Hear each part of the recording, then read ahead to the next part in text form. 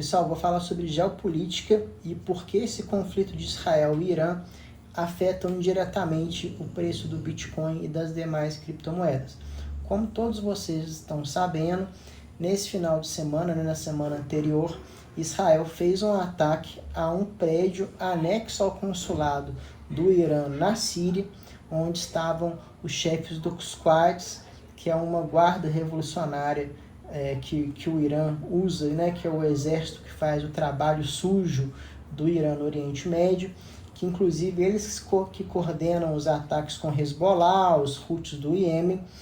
E Israel conseguiu fazer um ataque, matou grandes generais da Guarda Revolucionária do Irã, e o Irã, em contrarresposta, enviou mais de 300 drones e mísseis em direção a Israel. Pessoal, isso é muito grave, é a primeira vez que o Irã faz um ataque direto a Israel. O Irã sempre usou o Hezbollah aqui no Líbano para atacar Israel, agora estava financiando os Houthis aqui no Iêmen para poder atacar Israel, mas o Irã nunca tinha atacado diretamente, e ele utilizou mísseis balísticos. Então, se não fosse o sistema que Israel tem, tanto o Iron Dome para destruir os drones, quanto também o Arrow, que foi crucial, e é um sistema muito revolucionário para poder interceptar esses mísseis balísticos, a gente poderia ver algumas coisas muito graves, muito piores do que o Hamas tentou fazer nos ataques a Israel. Isso só não aconteceu porque existiu uma defesa coordenada de Israel com a com os Estados Unidos, com inclusive a Marinha do Reino Unido, que também estava aqui na Península do Mar Arábico, para justamente defender esses mísseis balísticos que vieram do Iêmen. Então, pessoal, resumindo, o Irã, com 100 milhões de dólares mais ou menos, fez Israel gastar quase $1 bilhão com essa defesa e interceptação de drones e mísseis balísticos. Isso mostra que o Irã está querendo ser cada vez um player mais importante no Oriente Médio. A gente sabe que o Irã já está há muito tempo tentando desenvolver a bomba nuclear. Então, toda vez que gera incerteza, como a gente falou nos vídeos anteriores, de geopolítica e macroeconomia, toda vez que a gente leva o fator da incerteza para o sistema internacional, o que os players vão fazer no mercado é migrar o capital dos ativos de risco. A gente tem que ter entendimento que ativos de risco, o Bitcoin está mais ao extremo possível para ativos que vão ter menos oscilação e volatilidade quando esse tipo de ação no sistema internacional acontece. Que foi o caso do ouro. O euro performou muito bem enquanto o Bitcoin estava caindo, porque o ouro tem há séculos e séculos aí na economia, e ele é um ativo que a maioria das pessoas vão se alocar durante períodos de incerteza ou em períodos de guerra. Ainda não aconteceu com o Bitcoin, porque o Bitcoin é uma reserva de valor, mas ele é muito incipiente, isso ainda não aconteceu. Então, eu quero trazer para vocês que essa questão do Irã, com 10 vezes menos gasto do que Israel para se defender, ele conseguiu gerar todo esse impacto nas bolsas do mundo inteiro, nas commodities, etc. Parte do que o Irã usa como terrorismo é justamente, ele sempre, quando ele vai fazer, ele sofre sanções ou ele se incomoda com algum player na região, ele fala que ele vai fechar o Estreito de Hormuz. Eu vou mostrar para vocês onde é o Estreito de Hormuz.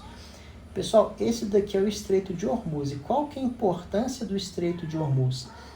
30% do comércio global de petróleo passa por esse estreito. Então, se de fato o Irã fechar esse estreito, o que vai acontecer na cadeia aqui da parte econômica? O petróleo vai se tornar mais caro. Com o petróleo se tornando mais caro, a inflação vai durar mais tempo, e a inflação durando mais tempo vai provocar um aumento da taxa de juros. Então, se a gente estava conversando no vídeo sobre tempestade perfeita, que os Estados Unidos tem aí previsão de 3 cortes de juros ao longo desse ano, se esse conflito de fato escalar ou as provocações continuarem, pode ser que nós não vamos ter esse corte da taxa de juros. E se nós não tivermos o corte da taxa de juros, o dinheiro se torna mais caro para os empréstimos e, consequentemente, o pessoal vai realocar dos ativos de risco para os ativos de menos risco e o Bitcoin perde com isso daí no curto prazo.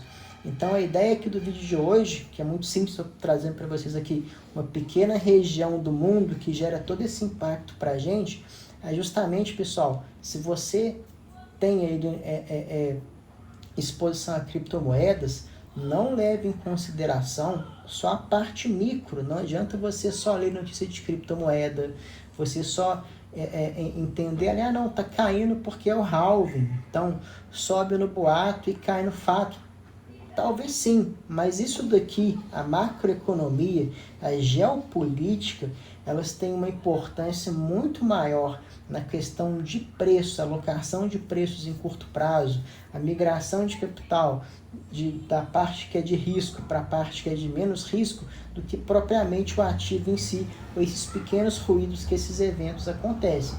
Então, assim, ainda para esse ano, se isso daqui piorar, a gente pode esperar que parte do que a gente estava esperando de valorização de fato não vai acontecer, porque, como eu estou sendo repetitivo dizendo, o pessoal não vai querer se alocar em um ativo de risco, numa possível conflito de uma das regiões mais importantes do mundo, que inclusive pode gerar uma supervalorização do petróleo em curto prazo. Isso daqui vai ter impacto no mundo inteiro.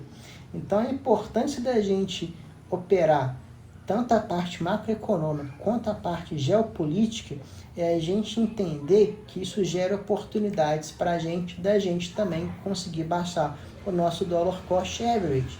Então, nesses momentos, pessoal, como quem já segue o canal aí, já está no grupo há muito tempo, quando começou a guerra da Ucrânia, no dia 2 de fevereiro de 2022, 4 de fevereiro de 2022, a gente estava com um valor bom do Bitcoin.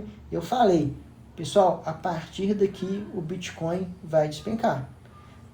Porque não tem outra, pessoal. No momento de guerra, principalmente em lugares, em regiões geopolíticas importantes, ninguém vai querer estar exposto com grande parte da carteira nesses ativos de risco.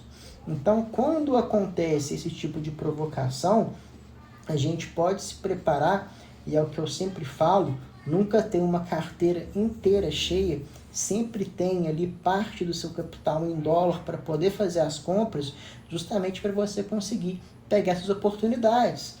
Há 3, 4 semanas atrás, o pessoal estava brigando para querer comprar Bitcoin em 68. Hoje, quem esperou comprou praticamente a 60,59, justamente porque esses eventos aqui geram ruídos muito grandes no curto prazo. Como vai acontecer futuramente, quando as provocações começarem de fato entre a China e Taiwan. Então a ideia de hoje é essa. Eu quero que vocês, toda vez que vocês estiverem expostos aos ativos de risco, principalmente nas criptomoedas, ter esse entendimento que não adianta só ficar olhando o gráfico. A questão ali do preço e dos eventos micros específicos das criptomoedas são muito importantes, mas num todo, e a gente tratando de um mercado aí do Bitcoin principalmente que estava em 1,3 trilhões de dólares, a gente pode esperar sim que, se isso daqui escalar em um momento aí de curto, médio prazo, a gente vai ter sim uma desvalorização. Parte desse valor que estava cada vez aumentando no market cap do Bitcoin vai diminuir. Agora, fazendo uma análise propriamente aqui do conflito, muito difícil de acontecer de fato o fechamento do Estreito de Hormuz, porque inclusive a Rússia e a China também, que são players que às vezes se alinham mais ideologicamente com o Irã, serão contra esse bloqueio do Estreito de Hormuz, mas de qualquer maneira, só de existir essa incerteza quanto a acontecer ou não isso, pode gerar sim um aumento do preço do petróleo. O próprio Netanyahu já falou que vai haver sim uma resposta por parte de Israel. A gente não sabe como vai ser, a gente sabe que já houve uma resposta do ponto de vista diplomático, mas a gente sabe que Netanyahu, inclusive para os próprios israelenses, às vezes ele é muito extremo, Então, levando em consideração toda a escalada do conflito que ele fez contra o Hamas, eu acho que a gente tem que ter uma ideia de botar essa carta na mesa, que talvez seja o momento que Netanyahu vai aproveitar para bater realmente, dar o último golpe contra a questão nuclear do Irã. Então, a gente está falando, sim, de diversos jatos, a gente não sabe se vai ser colisão como um todo ou somente Israel, de fazerem ataques em Teherã e em todas as usinas que fazem enriquecimento do Irã e no programa nuclear do Irã em geral. Podemos levar isso em consideração. Se isso acontecer, vai ser péssimo no curto prazo, tá? Péssimo na questão de preço, mas talvez no médio prazo isso seja interessante, porque essa incerteza contra o que está acontecendo no Irã pode ocorrer uma nova balança de poder. Outro fato que a gente tem que levar em consideração: o maior líder que existe no Irã é o Ayatollah, né? É uma república islâmica. O Ayatollah já está muito idoso, está muito doente, a gente não sabe quem vai ser o sucessor dele, então a gente tem muita incerteza por parte do que pode acontecer do regime do Irã. É claro que nós estamos no ano eleitoral nos Estados Unidos, com certeza Biden e a União Europeia como um todo está jogando panos quentes, já basta um conflito da Rússia com a Ucrânia, todos eles vão estar ali contra uma resposta de Israel, vamos dizer assim, desproporcional, no sentido que eu digo de querer bater logo no programa nuclear iraniano, mas a gente tem que ter essas cartas na mesa. E se a gente tiver essas cartas na mesa e entender o que está acontecendo, conseguiremos realizar boas compras. Agora, se de fato ficar só por isso daí, creio que num curto prazo as coisas podem balancear novamente, o Bitcoin buscar o preço que a gente estava prevendo ainda para esse ciclo, mas a ideia desse vídeo é justamente essa: a gente tem que ter um panorama global, entender o que está acontecendo na macroeconomia, para a gente não ficar preso naquelas pequenas notícias só do mundo cripto, tentando entender o que está acontecendo, como na verdade é muito mais amplo. Então, pessoal, façam o dever de casa, leiam as notícias, tentem entender o que está acontecendo no mundo inteiro, qual o desdobramento disso daqui, o que isso daqui pode fazer com a minha carteira. Será que então no momento, se você é mais conservador, você não realizaria parte da venda, circular e transformaria isso em dólar para poder comprar talvez em um momento de preço menor? Bom, cada um é dono do seu dinheiro, entende como faz o seu estudo, mas levem sempre em consideração o cenário externo. O que acontecer que a gente vai debater depois e a gente vai ficar de olho para entender o que pode acontecer a partir de agora.